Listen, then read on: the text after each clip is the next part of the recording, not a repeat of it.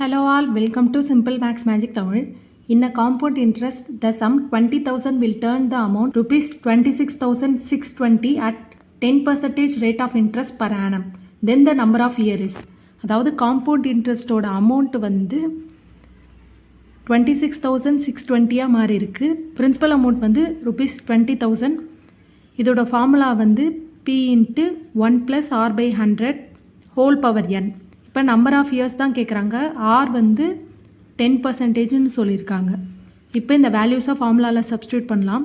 26,620 equal to 20,000 into 1 + 10/100 whole power n. 10க்கு 10 cancel ஆகிடும்.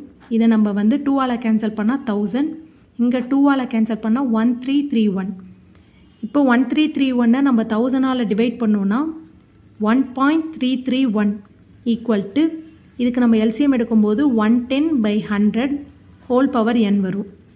இது டெசிமலாக convert பண்ணும்போது 1.1 ஹோல் பவர் n. இப்போ n ஈக்குவல் டு 1ன்னு சப்ஸ்டியூட் பண்ணோன்னா நமக்கு வந்து 1.1 கிடைக்கும். n ஈக்குவல் டு 2ன்னு சப்ஸ்டியூட் பண்ணால் 1.21 கிடைக்கும். n ஈக்குவல் டு 3ன்னு சப்ஸ்டியூட் பண்ணால் தான் 1.331 கிடைக்கும். So n equal to 3 years தான் இதோட ஃபைனல் ஆன்சர். இந்த வீடியோ உங்களுக்கு பிடிச்சிருந்தால் லைக் பண்ணுங்கள், ஷேர் பண்ணுங்கள், மறக்காமல் சப்ஸ்கிரைப் பண்ணுங்கள். Thank you so much.